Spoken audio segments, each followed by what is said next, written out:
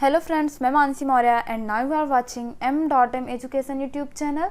तो फ्रेंड्स, जैसा कि आप स्क्रीन पे देख रहे हैं, आज हम देखेंगे complete syllabus of NEET.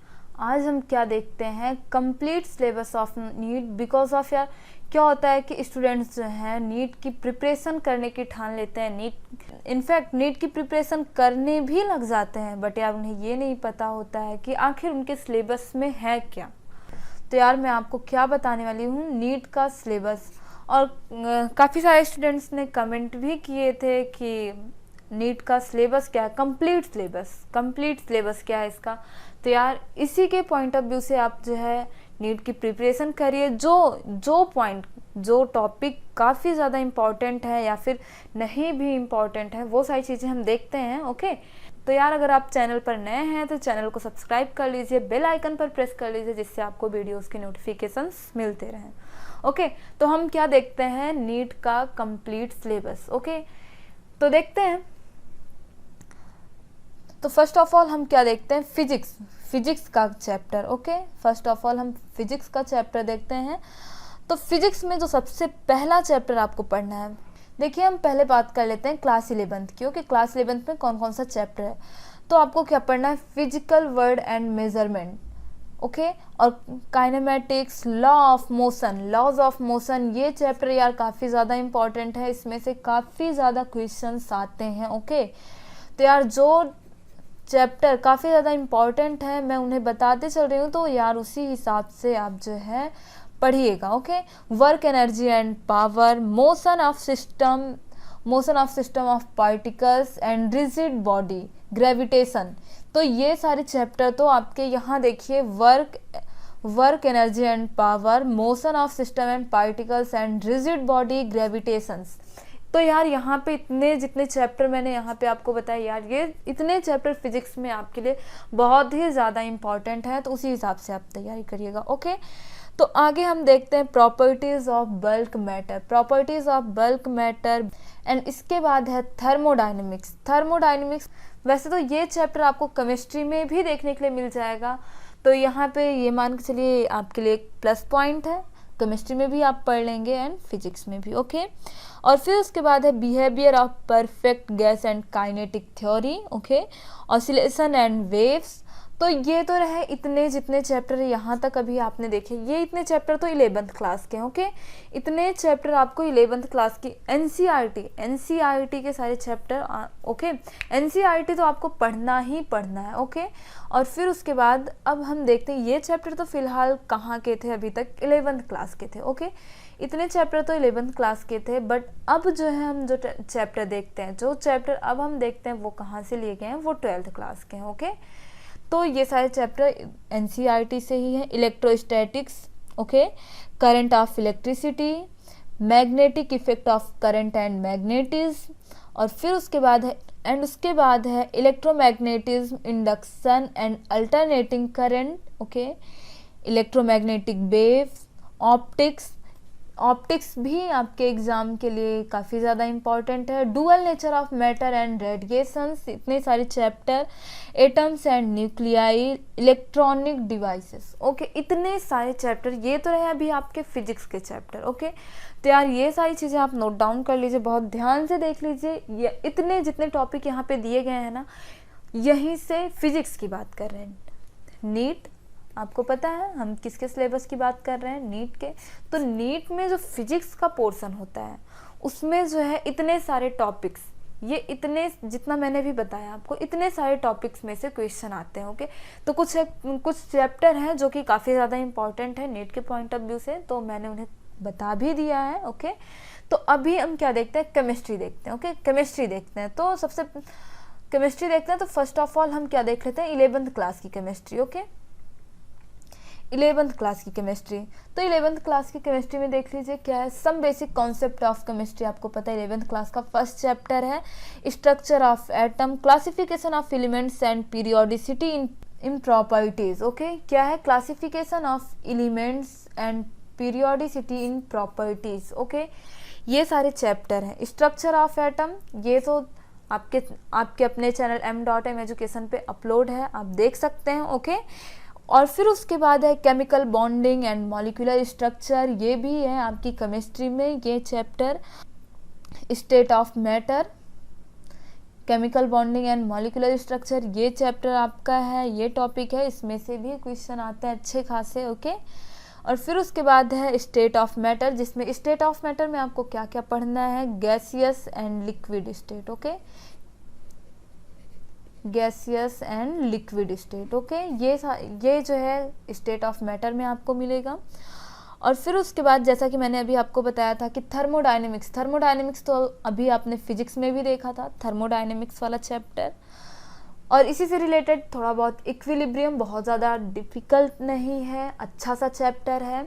Thermodynamics भी बहुत अच्छा चैप्टर है, अगर आप पढ़ते हैं तो वो आपके पॉइंट ऑफ व्यू पे डिपेंड करता है। ओके, आप किस नज़रिए से उसको ले रहे हैं, कैसे पढ़ रहे हैं, किस पॉइंट ऑफ व्यू से। ओके, और इक्विलिब्रियम की अगर बात करें तो यार बहुत अच्छा चैप्टर है।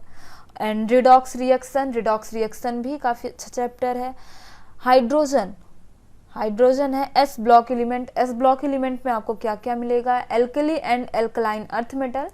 एस ब्लॉक एलिमेंट आपके अपने channel m.m education YouTube channel पे है, मैंने डिस्क्रिप्शन में लिंक दे रखी है, आप वहाँ से जाके देख सकते हैं। मैं फिर से बोल दे रही हूँ, मैंने डिस्क्रिप्शन में लिंक दे रखी है, आप वहाँ से जाके देख सकते हैं। एस ब्लॉक एलिमेंट जिसमें आपको क्या क्या पढ़ना है, alkali and alkaline earth metal. S block में इनफैक्ट यही है ही, alkali and alkaline earth metal. Okay, s block में और कुछ ज़्यादा है नहीं। पी ब्लॉक, पी ब्लॉक भी आपके अपने channel m.m education YouTube channel पे है। ओके, तो उसकी भी मैंने देखिए यहाँ से जितना आप देख रहे हैं, मैंने डिस्क्रिप्शन में काफ़ी सारी लिंक दे रखी है, आप वहाँ से जाके देख सकते हैं। ओके, फिलहाल तो आपको जैसा कि पता है हम यहाँ पे क्या क्या पढ़ते हैं m.m एजुकेशन में, केमिस्ट्री एंड बायोलॉजी। ओके, तो केमिस्ट्री से जो कुछ टॉपिक हैं मैं उन्हें डिस्क्रिप्शन में लिंक दे रखी हूँ, और फिर उसके बाद बायोलॉजी में। ओके, तो अभी तो फिलहाल आप मेरे साथ टॉपिक्स देखिए। इसमें इस ब्लॉक एलिमेंट में आपको क्या पढ़ना है, एल्कली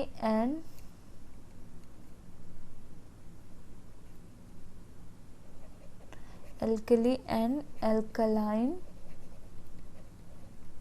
अर्थ मेटल। ओके, तो ये चैप्टर जो है एस ब्लॉक एलिमेंट मैंने बहुत अच्छे से पढ़ाया है यार। प्लीज़ अगर आपको पढ़ना है तो एक बार ज़रूर पढ़ना है, क्या आपको पढ़ना ही है। अगर आप नीट की प्रिपरेशन कर रहे हैं तो आपको पढ़ना ही है। तो यार मैं बता रही हूँ, एस ब्लॉक एलिमेंट आपको बहुत अच्छे तरीके से समझ में आएगा। और अगर नहीं यकीन आ रहा तो एक बार प्लीज़ आप जाके देखें तो सही।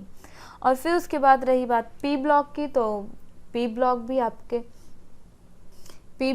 आपके अपने चैनल पे है, और यहाँ पे जो है पी ब्लॉक वाला चैप्टर लिखा नहीं गया है, यहाँ पे पी ब्लॉक भी है, भूलिएगा नहीं, यहाँ पे एक पॉइंट डाल लीजिए, यहाँ पे पी ब्लॉक एलिमेंट्स भी हैं। ओके, पी ब्लॉक एलिमेंट्स भी हैं, मैं 3 बार बोल दे रही हूँ। यहाँ पे एस ब्लॉक, एक पॉइंट एस ब्लॉक है, एंड सेकेंड पॉइंट यहाँ पे जो है एक छूट गया था शायद से, जो भी रहा हो, पी ब्लॉक एलिमेंट्स है जो भी रहा हो, लेकिन मैं यहाँ पे बता रही हूँ कि पी ब्लॉक एलिमेंट्स यहाँ पे हैं, भूलिएगा नहीं इसे। यहाँ पे देखिए, जैसा कि आपने देख लिया एस ब्लॉक एलिमेंट्स, लेकिन यहाँ पे ध्यान दीजिए, यहाँ पे पी ब्लॉक एलिमेंट्स भी आपके नीट के सिलेबस में है, जिसे आपको पढ़ना है। एंड फिर क्या है, ऑर्गेनिक केमिस्ट्री, जिसमें आपको क्या पढ़ना है, some basic principles and techniques. Okay, तो यहाँ पे ध्यान रखिएगा जितने टॉपिक्स दिए गए हैं। ओके, फिर उसके बाद क्या है, हाइड्रोकार्बन है, हाइड्रोकार्बन के बाद क्या है, इन्वायरमेंटल केमिस्ट्री। तो यहाँ पे यार ख़त्म होता है आपका 11th क्लास का जो चैप्टर है। 11th क्लास में जितने चैप्टर हैं वो सारे अभी यहाँ पे होते हैं ख़त्म। इन्वायरमेंटल केमिस्ट्री यहाँ तक तो है 11th। NCERT तो यार आपको पढ़ना ही पढ़ना है, मान के चलिए, रट्टा मार लीजिए। देखिए रट्टा नहीं, कॉन्सेप्ट अच्छे से देखिए, कहीं ना कहीं आपको रट्टाफिकेशन पे भी जाना पड़ेगा, और कॉन्सेप्ट, जितना आप कॉन्सेप्ट क्लियर रहेंगे उतना ही अच्छा होगा आपके लिए। ओके, तो अभी हम देखते हैं 12th क्लास के कुछ चैप्टर। तो इतना तो रहा 11th क्लास का, तो अब देखिए 12th class. First of all solid state, हाँ मैं मानती हूँ कुछ लोगों का कहना है कि मैम सॉलिड स्टेट तो अब है ही नहीं। तो यार मैं आपको बता दूँ कि हाँ 12th क्लास में नहीं है, बट ये आपका जो नीट का एग्ज़ाम होना है ना, उसके सिलेबस में सॉलिड स्टेट है, ये बात आप अपने दिमाग में बैठा लीजिए। आपको सॉलिड स्टेट पढ़ना है ओके। तो आप जो है अपने सिलेबस वाला जो नोट्स बना रहे हैं उसमें सॉलिड स्टेट लिख लीजिए अच्छे से। इस भ्रम में मत रहिएगा कि 12th क्लास में नहीं है तो यहाँ पे भी नहीं है। 12th क्लास में पहले था, अब हट गया है। एंड उसके बाद क्या है, सोल्यूशन है, इलेक्ट्रोकेमिस्ट्री है, केमिकल काइनेटिक्स है, सरफेस केमिस्ट्री है, okay. Surface chemistry, general principle and process of isolation of elements. देखिए बहुत अच्छे से ध्यान दीजिए क्या क्या पढ़ना है आपको, सारे चैप्टर ध्यान दीजिए। आप 11th 12th क्लास में पढ़ के आए हैं, ओके। और अगर आप 11th या 12th क्लास में हैं तो बहुत अच्छे से देखिए आपको क्या क्या पढ़ना है इस चैप्टर में, उसी हिसाब से आप पढ़िए, ओके, कि आपको अभी आगे फिर ये काम आएगा, ओके। फिर उसके बाद पी ब्लॉक एलिमेंट्स। तो देखिए आपने जो 11th क्लास वाला देखा था, अभी मैंने एस ब्लॉक एलिमेंट के बाद पी ब्लॉक एलिमेंट बताया था, लेकिन उसमें क्या था, सम पी ब्लॉक एलिमेंट्स थे, वो 11th क्लास का था। बट यहाँ पे आपको पी ब्लॉक एलिमेंट्स पढ़ना है तो ठीक है, वही बात हुई, पी ब्लॉक एलिमेंट्स आपको पूरा का पूरा पढ़ना है, ओके। तो इसलिए मैंने वहाँ पे ऐसा कुछ नहीं बताया कि some P block elements, okay. तो देख लीजिएगा, मैंने डिस्क्रिप्शन में लिंक दे रखी है। फिर उसके बाद क्या है, P block elements, D and F block elements, ये सब सारे चैप्टर आपने 12th क्लास में पढ़ रखे हैं। बस बात ये मायने रखती है कि आपने कैसे पढ़ा है, ओके। और कोऑर्डिनेशन कंपाउंड भी कोई बहुत ज़्यादा हार्ड चैप्टर नहीं है। हाँ, कुछ लोगों का मानना होता है कि कोऑर्डिनेशन कंपाउंड, तो यार ऐसा कुछ नहीं है। जैसा कि मैंने आपको स्टार्टिंग में ही बताया था कि वो आपके नज़रिए के ऊपर डिपेंड करता है, आपके पॉइंट ऑफ व्यू पे डिपेंड करता है कि आप कोई चैप्टर कैसे ले रहे हैं, किस पॉइंट ऑफ व्यू से देख रहे हैं, हार्ड है या इजी है। तो यार मैं आपको बता दूं, कोऑर्डिनेशन कंपाउंड बहुत अच्छा चैप्टर है, बहुत ईजी है, ओके। हाँ, पी ब्लॉक एलिमेंट्स में है, डी ब्लॉक एलिमेंट्स में कुछ आपको रट्टाफिकेशन पे जाना पड़ सकता है। वैसे तो अगर आप समझ के पढ़ना चाहेंगे तो बहुत अच्छी बात है, आपके लिए उतना ही अच्छा रहेगा। बट कोऑर्डिनेशन कंपाउंड है ना, इसमें ऐसा कुछ नहीं है, रट्टाफिकेशन जैसा कुछ है ही नहीं, बहुत अच्छा चैप्टर है, बहुत स्मूथ है। बस आप पढ़ते कैसे हैं, बस वो बात है, ओके। फिर उसके बाद क्या है, halo alkane and hello arenes.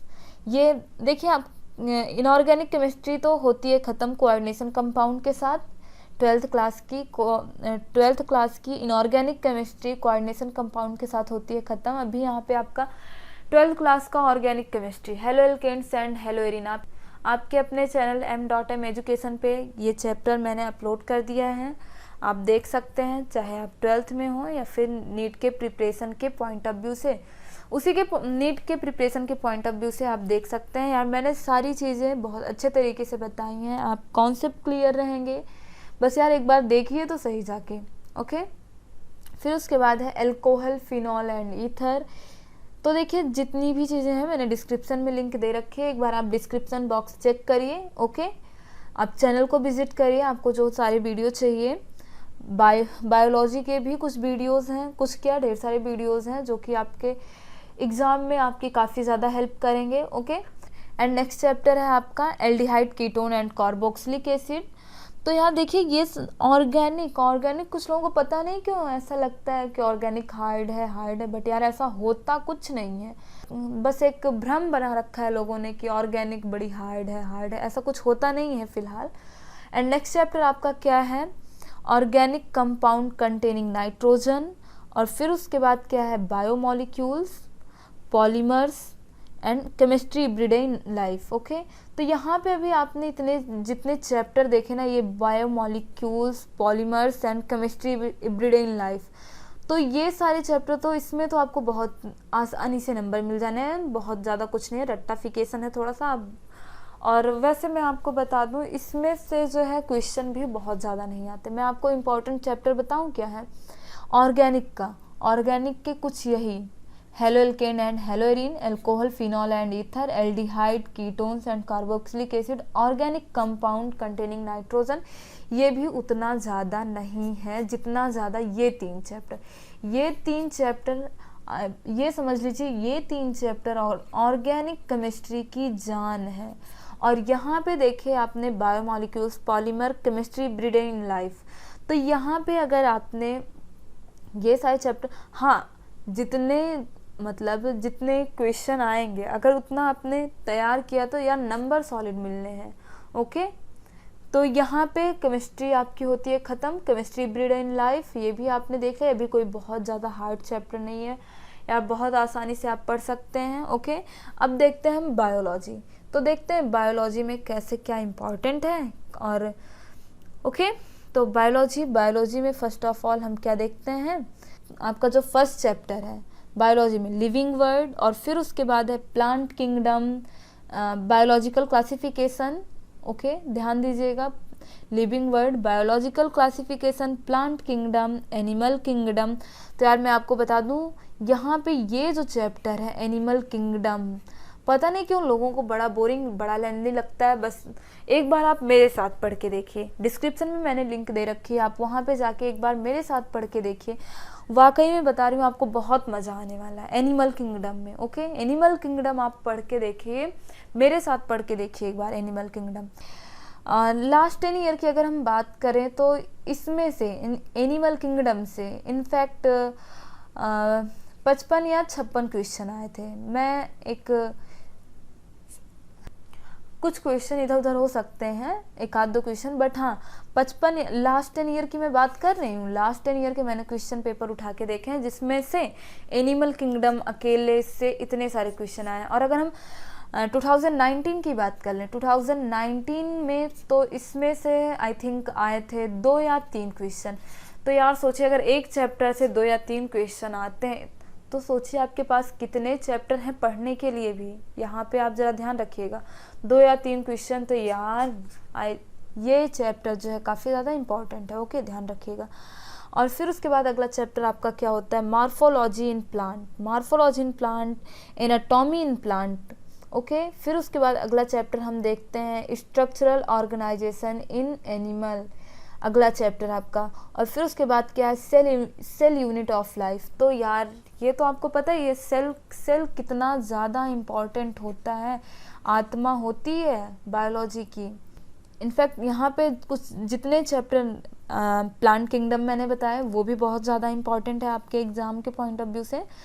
और लास्ट ईयर 2019 की बात करें तो इसमें से 4 या 5 क्वेश्चन आए थे। Cell unit of life, cell biology कितना ज़्यादा इंपॉर्टेंट होता है आप समझ सकते हैं। ओके, सेल बायोलॉजी, और आप तो स्टार्टिंग से ही, शुरू से, बचपन से ही पढ़ते आ रहे हैं सेल बायोलॉजी। सेल तो इसमें तो कोई आपका रटा रटाया चैप्टर है, ये आपका प्लस पॉइंट है। सोचिए आप 6th या 7th क्लास से सेल पढ़ते आ रहे हैं। ओके, हाँ मानती हूँ बहुत ज़्यादा डीप में नहीं पढ़ रहे हैं आप, लेकिन पढ़ तो रहे हैं ना 6th या 7th क्लास से, तो यहाँ पे मान के चलिए ये आपके लिए प्लस पॉइंट है। ओके, इतना आपने देखा।